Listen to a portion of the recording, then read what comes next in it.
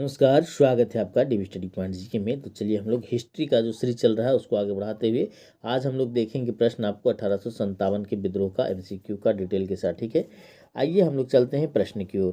पहला प्रश्न है कि 1857 के स्वतंत्रता संग्राम से संबंधित प्रथम घटना कौन थी। तो यहाँ पर सबसे पहले जो घटना हुई थी वो सैनिकों का दिल्ली के लाल किले पर पहुँचना सबसे पहली घटना थी, जो भी आपको ऑप्शन दिया गया है।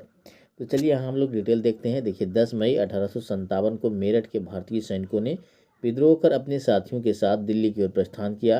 11 मई 1857 को दिल्ली पर अधिकार करके विद्रोहियों ने मुगल शासक उस समय जो था वो बहादुर शाह द्वितीय था, उसी को भारत का सम्राट घोषित कर दिया। इस प्रकार सैनिकों का दिल्ली के लाल किले पर पहुंचना 1857 के स्वतंत्रता संग्राम की प्रथम घटना थी।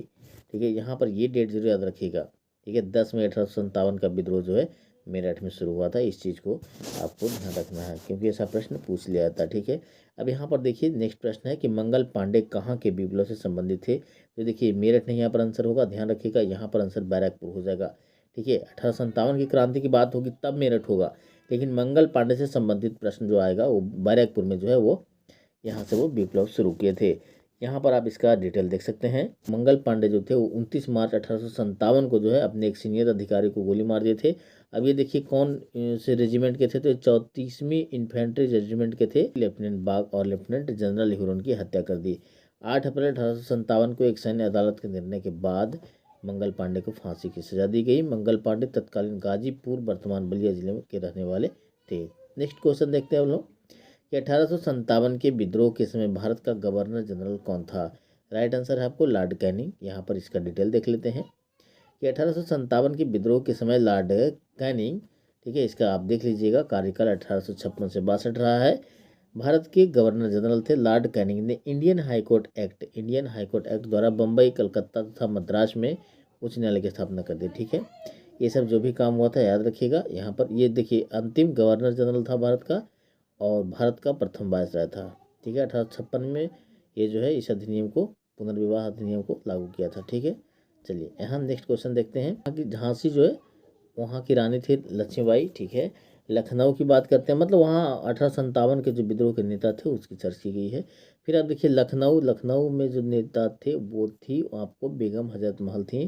कानपुर की बात करते हैं तो ये जो है वहाँ पर अजमुल्ला खां के द्वारा कंट्रोल किया गया था। और फैजाबाद तो मौलवी मोहम्मदुल्ला शाह, यानी राइट आंसर आपको यहाँ पर ए हो जाएगा। ठीक, चलिए अब हम लोग देख लेते हैं नेक्स्ट इसका।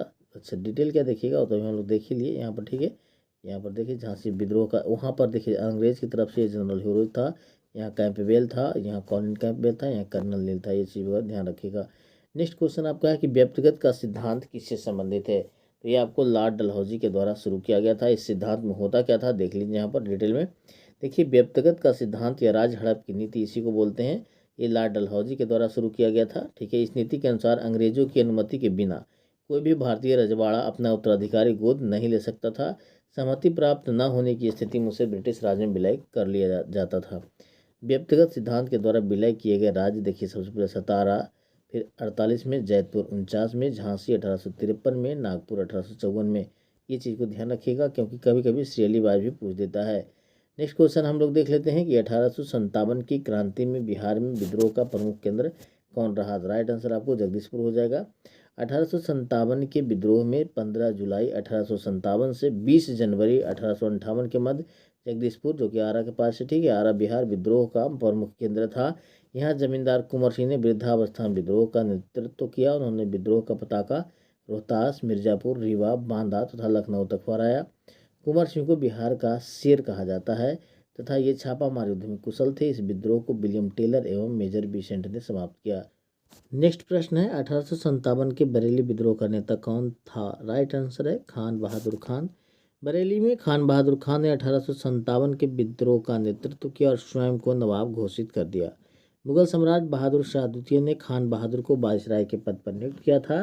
बरेली में कैंपबेल ने विद्रोह का दमन किया था। इन्हें 24 फरवरी 1860 को नगर छावनी कोतवाली में फांसी दी गई थी। नेक्स्ट प्रश्न आपका है कि भारतीय स्वाधीनता आंदोलन पर सरकारी इतिहासकार कौन था। राइट आंसर है एस.एन. सेन। भारत सरकार ने 1856 ईस्वी में सुरेंद्र नाथ सेन को सन 1857 के भारतीय स्वाधीनता आंदोलन के इतिहास को लिखने का दायित्व सौंपा।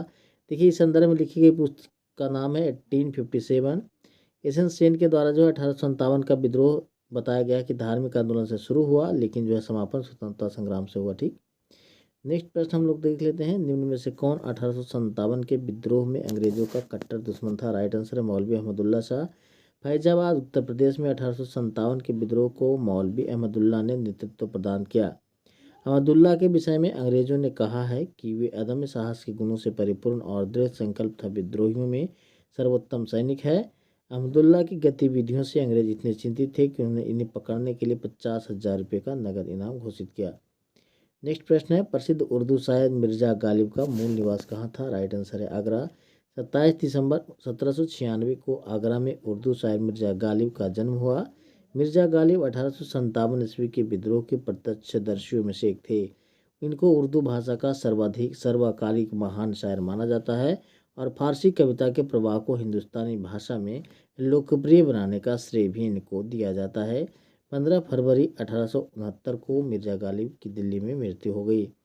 नेक्स्ट प्रश्न आपका है कि महारानी विक्टोरिया ने भारतीय प्रशासन को ब्रिटिश ताज के नियंत्रण में लेने की घोषणा कब की थी? राइट आंसर है 1 नवंबर 1858। देखिए सब आपको क्वेश्चन लगता आसान है, बाय डेट थोड़ा सा डिफिकल्ट हो जाता है, तो आप लोग को ध्यान रखना है, डेट भी घोषणा की बात कर रहा है यहाँ पर। ठीक है, देखिए यहाँ पर डिटेल देखिए, 1857 की विद्रोह के सफल होने के बाद यानी कि तत्काल बाद तुरंत बाद ब्रिटिश क्राउन ने 1 नवंबर 1858 को कंपनी से भारत पर शासन करने के सभी अधिकार नियंत्रण में लेने की घोषणा की। इस घोषणा को लॉर्ड कैनिंग ने इलाहाबाद में आयोजित दरबार में पढ़ा।